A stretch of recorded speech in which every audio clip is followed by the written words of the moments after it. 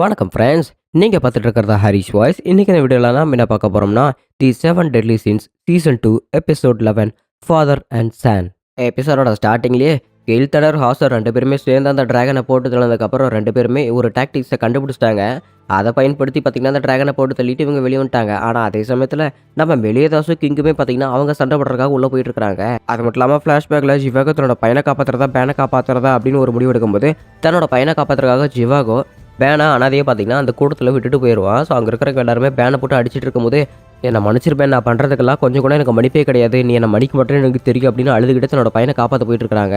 And அது மட்டும் இல்லாமல் நீ என்னை காப்பாற்றிருந்தா நான் உன்னை தான் மன்னிச்சிருக்க மாட்டேன், நீ உன் பையனை காப்பாற்ற போனதுனால எனக்கு எந்த ஒரு பிரச்சனையும் இல்லை அப்படின்னு பேன் பேசிகிட்டே இருக்கிறான். நீ எவ்வளோ பெருசாக வளர்ந்துட்டு அப்படின்னு சொல்லிட்டு இங்கே ஜிவாக்கு அழுதுட்டு இருக்கிறான். அண்ட் அதே சமயத்தில் மேலேதாசுக்கு இங்கே 2 பேரும் அடிச்சுக்கிறத பார்த்துட்டு இங்கே ஜென்னா அப்புறம் அவங்களோட டீமுக்கு எல்லாமே ஆச்சரியமாக இருக்குது. என்னாச்சு இந்த பைத்தியக்காரனுங்க இவனுக்கு ஒன்றா சேர்ந்து அழிச்சிட்டு இருக்கானுங்க அந்த டிராகன் அடிக்க சொன்னோம் அப்படின்னு இவளுக்கு ஆச்சரியமாக இருக்குது. அண்ட் அதே சமயத்தில் சொல்லு மெலியதாஸ், நீ எந்த காரணத்துக்காக எங்களுக்கு வந்து உதவி பண்ணிட்டு இருக்கிற? நீ 3000 வருஷத்துக்கு முன்னாடி அந்த டீமன்ஸ் இருக்காங்க அப்படின்னு சொல்றியே, அப்படின்னா நீயும் 3000 வருஷத்துக்கு முன்னாடி தான் இருந்திருக்கிற, அப்படின்னா நீயுமே ஒரு டீமனுக்கு தானே, நீ யாருக்காக போராடுற, எங்களுக்காகவே இல்லை அவங்களுக்காக, மரியாதை உண்மையை சொல்லு அப்படின்னு சொல்லிட்டு இங்கே கிங் அவனோட பவர் வச்சு அடிச்சுக்கிட்டே இருக்கிறான். கட்டை இருந்தால் தானடா கண்ட்ரோல் பண்ணி என்ன அடிப்பேன் அப்படின்னு சொல்லிட்டு நம்ம மெலியதாஸ் பார்த்தீங்கன்னா கட்டையை பிடிச்சிட்டான். ஓ அப்படியே விஷயம், இப்போ நான் பண்ண போகிற வித்தையை பாரு அப்படின்னு சொல்லிட்டு அவன் மேஜிக் பண்ணிகிட்டே இருக்கிறான். அதே சமயத்தில் ரேவன் சிட்டியில் பேனை கட்டிட்டு இருக்கிறாங்க. நீ எதுக்காக ஒரு பீஸ்ட் பண்ண என்கிட்ட சொல்லவே இல்லை அப்படின்னு ஜிவாக கிட்ட பேன் கட்டிட்டு இருக்கிறான்.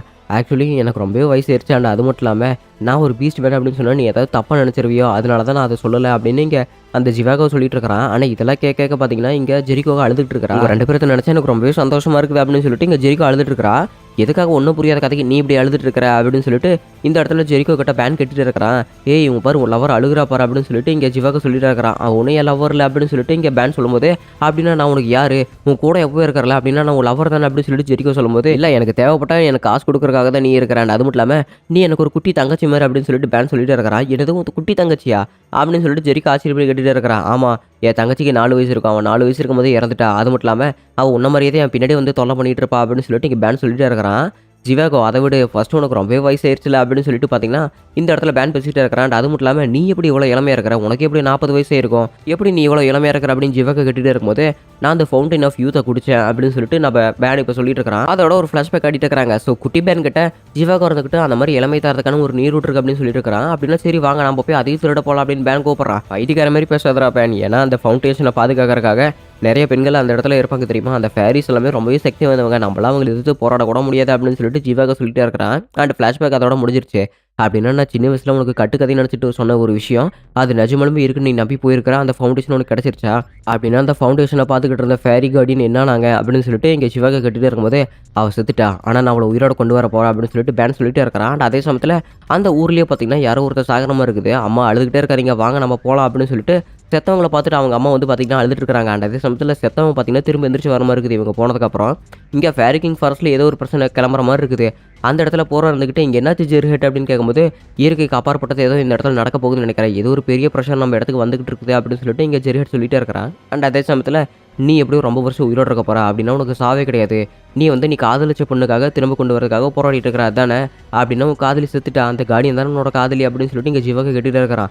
இதெல்லாம் கேட்க பார்த்தீங்கன்னா ஜெரிகோவுக்கு செம சூடாயிட்டு இருக்குது. ஏன்னா இவ்வளவுமே பார்த்தீங்கன்னா நம்ம பேனை லவ் பண்ணிட்டு தான் இருந்திருப்பாளாட்டு இருக்குது. எனக்கு ஒன்று நினச்சாலே சந்தோஷமா இருக்குது பேன், ஏன்னா மனுஷங்க யாருமே எனக்கு ஃப்ரெண்ட்ஸ் இல்லை, நீ மனுஷங்களே நம்ப மாட்டேன், அப்படி இருந்துமே நீ 7 டெட்லிஸில் ஒருத்தனை இருக்கிற பார்த்தியா, நீ எப்பெல்லாம் ரொம்ப பெரிய ஆள் ஆகிட்டு இல்லை அப்படின்னு சொல்லிட்டு பார்த்தீங்கன்னா இந்த இடத்துல ஜிவாகோ பேசிகிட்டே இருக்கிறான். அந்த அளவுக்குலாம் நான் ஒன்றும் பெரிய ஆள் கிடையாது அப்படின்னு பேன் பேசிகிட்டே இருக்கும்போது படுத்துருக்கிற ஜெரிகோட்ட பார்த்தீங்கன்னா ஜெரிகோ அந்த இடத்துல காக்ரோச் இருக்குது பாரு அப்படின்னு சொல்லிட்டு பயமுறுத்தி விட்றான். இவன் சும்மாவே பூச்சினை பயப்படுவா, அந்த இடத்துல கருப்பம்பூச்சி இருக்குன்னு சொன்னோடனே அவள் பதறிக்கிட்டு எந்திரிக்கிறா.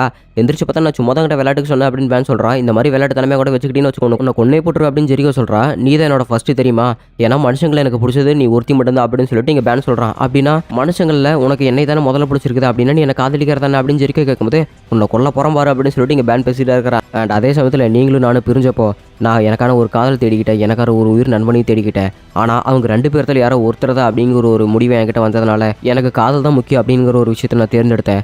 ஆனால் இருந்தாலுமே அவனை கொல்றதுக்கான சூழ்நிலை எனக்கு வந்தது அப்படின்னு சொல்லிட்டு பேன் சொல்லிட்டு இருக்கிறான்.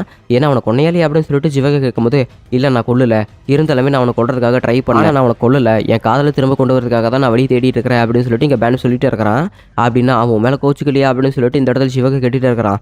அதுதான் எனக்கு இன்னும் எரிச்சலாக இருக்குது, நான் எத்தனை தடவை நான் அவனை கொல்ல ட்ரை பண்ணாலுமே, நான் எத்தனை தடவை அவரை அந்த மாதிரி பண்ண ட்ரை பண்ணாலுமே அவர் என்ன ஈஸியாக மன்னிச்சு விட்டுட்டு போயிட்டே இருக்காது, அதான் எனக்கு ரொம்பவே கில்ட்டி ஃபீலிங்காக ஃபீலிங்காக இருக்குது. நான் ஒரு கீழ்த்தனமான மனுஷனாக இருக்கிறதுக்கு எனக்கு அது ஒரு உதாரணமாக இருக்குது. எனக்கு அதை நினச்சி பார்த்தாலே என் மேலேயே வெறுப்பாக இருக்குது அப்படின்னு சொல்லிட்டு பேன் பேசிகிட்டே இருக்கிறான். அப்படின்னா அவனை நீ எப்பவுமே விட்டுறாத. ஏன்னா அவனோட உயிர் நண்பன். நீ பண்ணுறதெல்லாமே சகிச்சுக்கிட்டு அவன் இருக்கான் பார்த்தியா, அவன் ரொம்பவே கைண்டான பர்சன். அவனை மாதிரி ஒரு நண்பனை நீ விட்டுறாத. அவனை நீ இழக்கவே கூடாது அப்படின்னு சொல்லிட்டு பார்த்தீங்கன்னா இந்த இடத்துல ஜிவாக பேசிட்டு இருக்கிறான். ஏன்னா நீ என்ன மாதிரி தான் நம்பகமான ஒருத்தனை தேர்ந்தெடுத்ததுக்கப்புறம் அவங்க என்னதான் பிரச்சனை பண்ணாலுமே அவங்கள வந்து காப்பாற்றுறதுக்காக நீ ரொம்பவே போராடிட்டு இருக்கிறையில ஒரு அப்பாவும் உனக்கு நான் அதை மட்டும் தான் சொல்ல முடியும் அப்படின்னு சொல்லிட்டு ஜிவாக மயக்கம் மட்டும் பேனோட கையிலே விழுகிறான். மேபி அவள் ஆக்சுவலி செத்துருக்கலாம். இதை பார்த்துட்டு ஜெரிக்கோ பார்த்தீங்கன்னா ரொம்பவே ஆச்சரியப்பட்டு இருக்கிறான். அண்ட் அதே சமயத்தில் பார்த்தீங்கன்னா இங்கே இஸ்டார் நகரத்தை கட்டியிருக்கிறாங்க.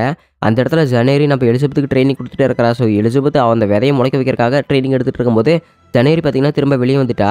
அண்ட் அதே சமயத்தில் அங்கே ட்ரைனிங் எடுத்துகிட்டு இருக்கிறக்கே வந்து பார்த்துட்டு இருக்கிறாங்க. அந்த இடத்துல நம்ம மெலியோதாஸ் அதுக்கப்புறம் நம்ம கிங்குமே பார்த்தீங்கன்னா 2 பேரும் சண்டை போட்டுட்டு இருக்காங்க. கிங் தன்னோட பவரை பயன்படுத்தி மெலியோதாஸோட ஷோல்டர் இருக்கிற கொஞ்சோட்டு கீரில் அவனோட டிசாஸ்டர் பவரை பயன்படுத்தி இன்னும் பெருசாக்கிட்டான். என்ன பண்ணுற, என்கிட்ட அந்த வாழை இல்லைனாலுமே என்னோட பவர் மூலமாக நான் உன்னோட காயத்தை இன்னும் பெருசாக்க முடிக்க முடியும். அப்படின்னா எனக்கு அந்த ஸ்வாட் தேவையில்லை உன் அடிக்கிறதுக்கு அப்படின்னு சொல்லிட்டு கிங் பேசிட்டே இருக்கிறான். அண்ட் அது மட்டும் இல்லாமல் இவங்க சண்டை போடுறதெல்லாமே பார்த்துட்டு வெளியே இருக்கிற எல்லாருக்குமே பார்த்தீங்கன்னா 7 நைட் இருக்குது. இவனுக்குன்னு பைத்தியக்காரங்க எதுக்கு இந்த மாதிரி பண்ணிட்டு இருக்காங்க அப்படின்னு ஜனா கேட்டுக்கிட்டே இருக்கும்போது ஆக்சுவலி அது கிங்கோட டிசாஸ்டர் பவர். ஸோ எந்த ஒரு விஷயத்தையுமே வளர வைக்கிறதுக்காக தான் அவனோட அந்த பவர் இருக்குது.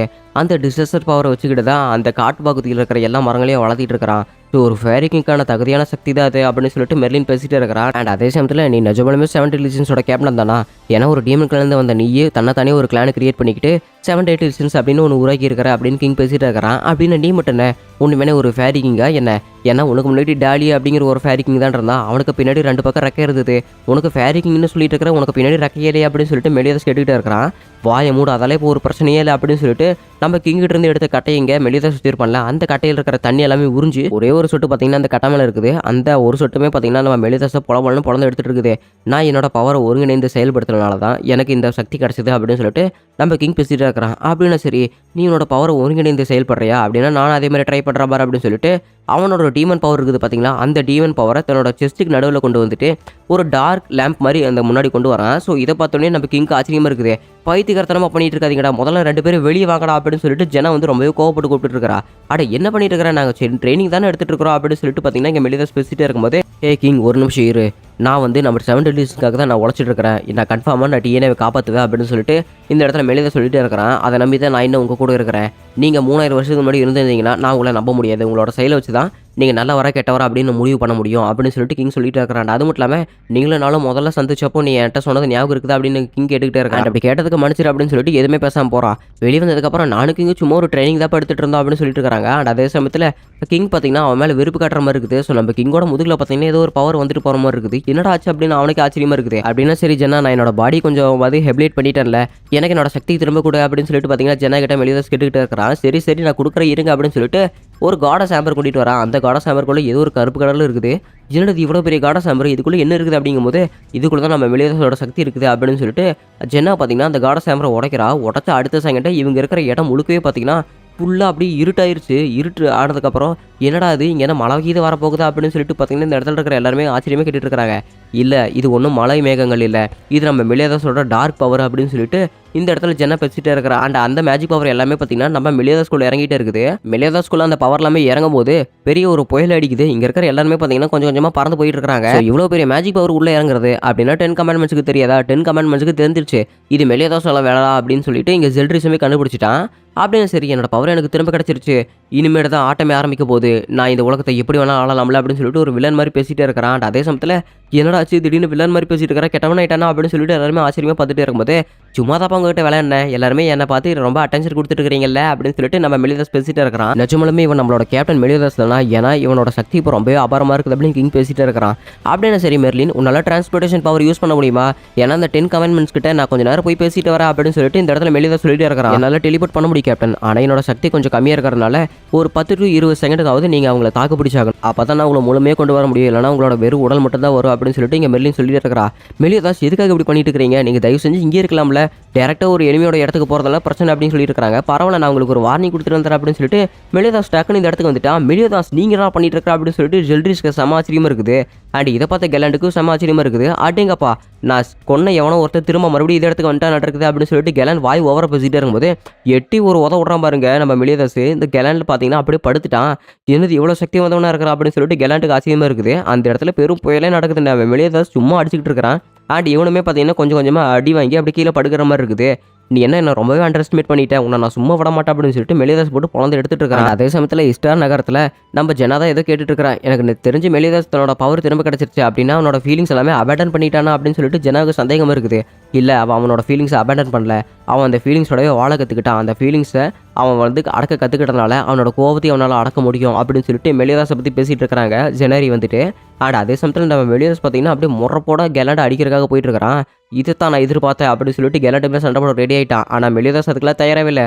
தன்னோட ஸ்வாடை கொஞ்சம் வெளியே உருவிட்டு மறுபடியும் உள்ளே வைக்கிறான். அடுத்த செகண்டே கெலாண்டோட உடம்புல பாதி எல்லாமே பார்த்தீங்கன்னா வெட்டப்பட்டுருச்சு.